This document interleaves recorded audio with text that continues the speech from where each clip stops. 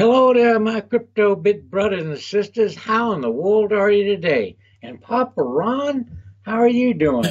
Rod, I'm good. Thank you. Well, that's great. Me too. It's doing awesome.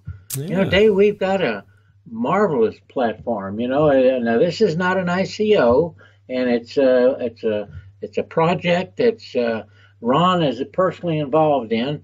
Well, kinda, and it really helps them anyway. and it's about the Noah project.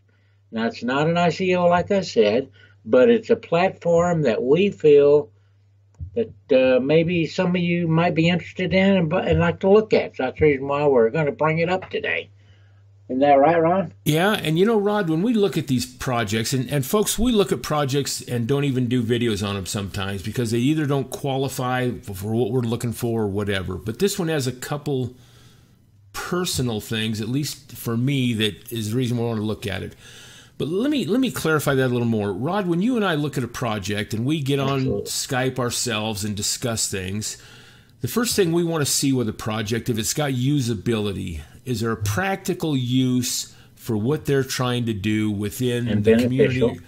That's right, beneficial. Is it going to benefit somebody? Does it have a real use application? Noah project does. The second thing we look at is it on solid footing? Is the team there? Are they proactive? Is this thing moving forward? Now, like Rod said, this is already post ICO. So they've had time now. They did their ICO, I think it was back in 2016, Right. if I'm right. Is that what But you they get really to didn't come onto the market cap until March of this year? this year. Yeah. Yeah.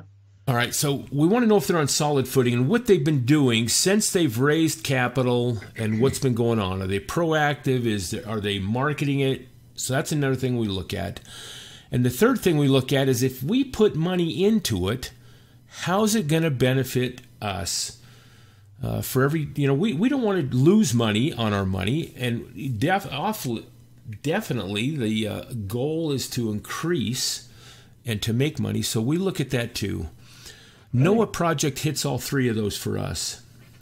Right. And then the reason I wanted to kind of bring it to light is my brother lived in Utah too, had a high-paying job, and he quit all that over a year ago and moved to the Philippines. And I've had to send him money now and then, and it's been either Western Union or through the banking system, and you know what that is. It's delays and fees, and it's sometimes a nightmare. Matter of fact, Western Union at one point, I had to get on and do a big old interview to qualify who I was, and it was just a nightmare. I'm thinking, man, it's none of your business, No kidding. But that goes on to the centralized system that crypto is all about. We want to decentralize that. Then the other personal thing I have is I have another YouTube buddy, and Rod knows him. Good guy. I'm not going to give his name. But his wife is from the Philippines, and she knows my wife passed away, which is Rod's sister, and she hooked me up with this gal, and we've started communicating online, and it's been probably close to a year now. We've been talking back and forth, and we haven't met or anything. But for her birthday and a few occasions, I've sent her a little money, and I've been able to send some crypto to her. So there is one app out there that takes Bitcoin only, and it shows up, and then she can go and exchange that to one of the banks. There's a real limited amount to her currency, which is the peso. And it's worked all right, but Noah wants to solve that even further. Noah has... there's a lot to this project. Let me go back to Jenny for a second. Jenny recently says, hey, I'm looking at jobs overseas. Now, this is before I got involved or looked at Noah. And I said, overseas? Why would you go overseas to work? She says, well, there's no jobs here in the Philippines. So come to find out, there's a huge population of, a lot of them are women and men that go overseas and work, like to Japan. And then they send their money home. But some of these countries, Rod, they have, besides the wiring fee to send the money back to the Philippines, the countries also have a fee because you're doing something with their currency and sending it or whatever. But these fees can get as high as 10%. Oh, wow. No, it's pretty substantial. It's a pretty big penalty to send money home. So anyways, Noah is trying to solve these remittance fees, folks, and they have some other things. So to start this we just want to do a quick review for you folks about what they're all about. So let's go to the white paper. Yeah. They kind of give a quick synopsis of what the problem is, and this deals here with the Philippine market situation, which is what we're talking about. They have over 100 million people in their population. That's huge. That's I mean, for as small as the geographic area is, I think it's pretty big.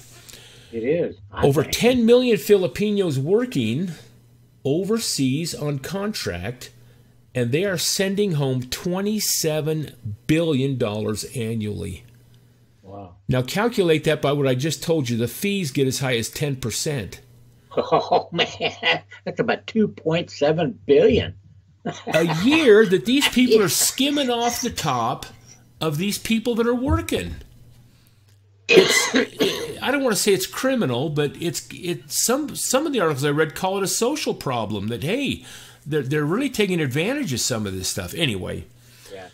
So it's almost $30 billion a year is being taken out of these incomes. They're the fastest growing smartphone penetration. Now that I did not know. Almost 70%. Man, I thought Europe or us would be, the United States. Yeah. So the Philippine market, 70% they're claiming now have smartphones, and 50 million internet users. Ooh, that's a quarter of the population. Big. Well, this is going to tie in, folks, to what is on the next page. And here's the challenges that these people are facing. They're underdeveloped payment infrastructure. 3% credit card penetration is all. We're so used to credit cards in the U.S., everybody has multiples. And yet over there, only 3% has them. 70% or more are unbanked. Oh, my gosh.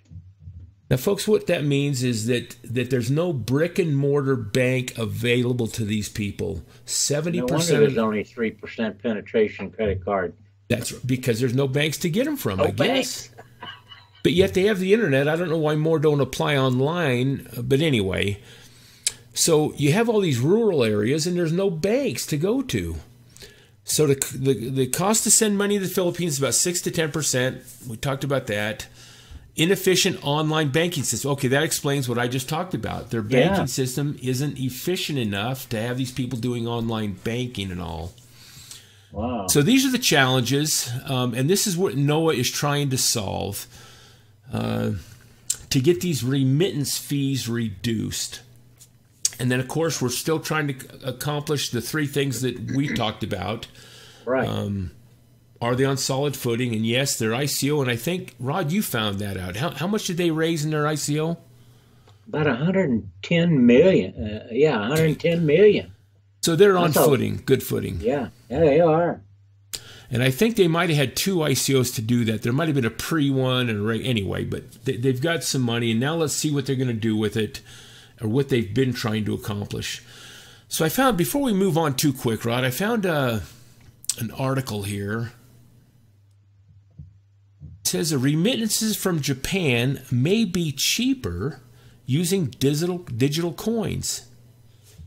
Huh. That sounds like it sure would be, especially if we get rid of that 10% surcharge on sending money home. Well, that's what Noah says. They can probably reduce these fees down to 2 or 3% compared to the 10%. And it's you know how crypto works. It's person to person, wallet to wallet. It's instantaneous almost. So anyway, I just want to read a couple sentences here. A Filipino-Japanese partnership promises to cut remittance costs to the Filipinos in Japan as part of an ambitious project based on a cryptocurrency called NoahCoin. So this article, they were actually writing about NoahCoin a little bit. Isn't that amazing? Filipinos in Japan will soon be able to remit money using an electronic wallet provided by Filipino firm Satoshi Citadel Industries. according to the NoahCoin website. This will cut remittance costs for a peso, I guess. Peso, you're right. Peso 10,000 money transfer to 2 or 3% from 10%. NoahCoin can make this happen, meaning to simplify the process. Oh, wow, anyway, what a benefit. Yeah, it kind of substantiates what they're saying. And then they had this article here too: blockchain poised to change way of doing business. And Rod, I just kind of highlighted a couple sentences out of that, so let me just kind of quickly read them. Okay. I know I'm probably overdoing this, but this is a problem, folks. And you know, it is, and it's serving a purpose, and it's exciting.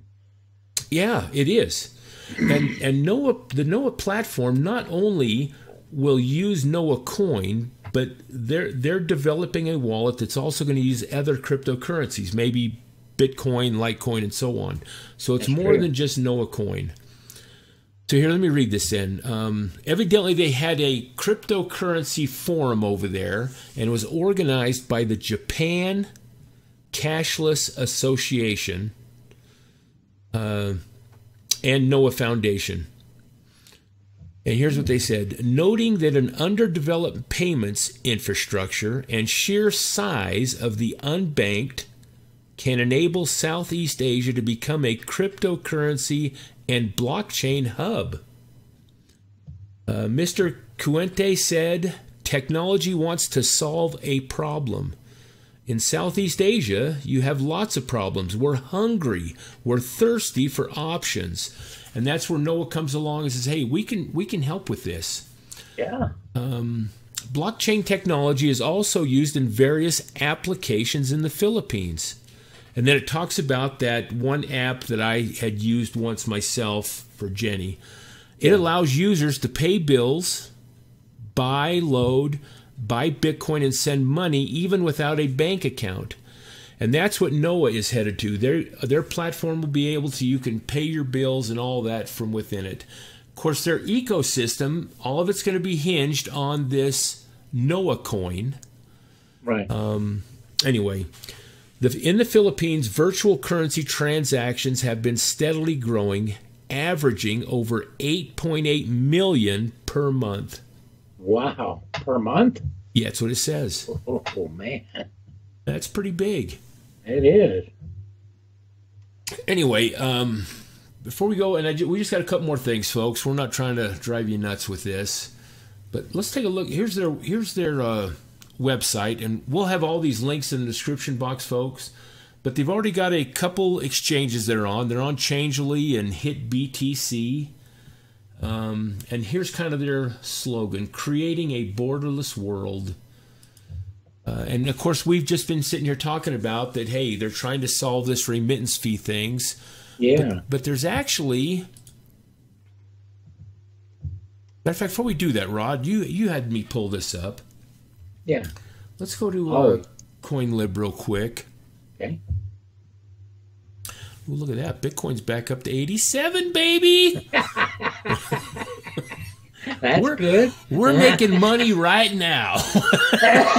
Even as we speak. Let's search Noah. There it is. It's awesome. Oh, it's just under a penny then. Yeah. Yeah, just under. And their volume in the last 24 hours has been $2 million. Oh, that's pretty good. So it's not, it's people are using it. Now, folks, one of the equations Rod and I talked about, remember, is we want to know that our money's going to grow when we get it in there. And the way Noah plans to tackle that is through usage. So it's not, and you'll need NoahCoin to send this from wallet to wallet to get your paycheck in Japan or whatever country, to send it back to the Philippines. It'll be through the NoahCoin. And then what they're doing is they have other projects they're working on that will increase the usage demand for NoahCoin which obviously raises price. It's a supply and demand thing, all that. So we came across this saying, and this came right out of NoahCoin's deal, but it says here that there's 4 industries that'll benefit mostly from the NoahCoin cryptocurrency. And this is a good article too. But one is agriculture. So here over at NoahCoin in their one of their blogs or something, they kind of listed 4 industries that'll benefit from NoahCoin. And folks, we'll put this in the description box if you want to read this, but they talk about how it's going to affect the agriculture there in some of these rural areas and stuff, and how it'll benefit those farmers, especially ones, I think there's got a deal over there where they're all going to kind of an organic type growing. Right. Hospitality. Oh, resorts and stuff, huh? Yeah, and they have some resorts. And what's nice about these resorts, if you use we talked about NoahCoin being used. If you use it, it'll give access to the resorts. But not only that, it'll also make the money grow. But they also give you discounts. That's even better. Yeah, I think I did read that too, Rod, that if you use NoahCoin within their facilities, you get like discounts and stuff, which encourages usage. That's what you're saying. Yeah. Here's one resort they have, and it's already operating, I believe. And then here's something very cool, that this is what we're saying we haven't seen, that they're actually participating in building a Noah, is it called Noah City, Rod? No, I don't think it's called Noah City. Noah City. Oh, yeah, it is. That's right, Noah City, man, whole island, huh? There's a whole project called Horizon in Manila, and Noah has purchased a segment of land. Now, this isn't the whole project. This is just Noah's tract of land. So there's 419 hectares. Hectares, yeah. How much is that, Rod? Oh boy, I don't remember. I know that it's about, what was it? 45 miles? 45 square miles, yeah, because we figured that hectare was how many acres? I don't remember now myself. When we were talking about this, you figured it all up. I know I did. I've done a lot. Well, I'm an old man. Sorry. I'll do it again though. So, folks, and then of course the other 2 things they're talking about. One is the remittances, and we talked about that. And then of course retail and trading. They're going to encourage other businesses to accept NoahCoin. And honestly, when I was looking over their website and stuff, Rob, there's been a lot of articles written on this project already out there. So it kind of answered all 3 or 4 of those things that Rod and I look at. They're on square footing. There's a way that they're going to increase the value of their coin, and they're proactive. And of course, they're supplying a practical use in society. They are. And I don't remember exactly, but I think right now they're focusing on the Philippines and Japan and those but I think this might spread throughout Southeast Asia. It should. Yeah, I agree with you. Especially with those resorts and stuff. There's a lot of Japanese go everywhere, don't they? Yes, they do. All right, folks, well, that's a quick review of this. Rod and I like the thing. It's less than a penny right now. It is. We talked about getting involved a little bit. We're not going to tell you to how much, because when Daddy Warbucks Rod pulls out his wallet, baby, he spares no expense. That's right. If we can get him on board with it, we've got it made. We sure do. Well, Rod, back to you, brother. My crypto bit brothers and sisters, we really appreciate y'all sticking with us. We hope we shared something that you might be interested in, and show you where this cryptocurrency is going. It's actually growing. It's not standing still. It will keep going until it's going to cover the world. Maybe not in my lifetime, but in you millennials, definitely. We appreciate y'all joining us and hope you enjoyed it. We enjoyed bringing it to you. Give us a thumbs up, and God bless.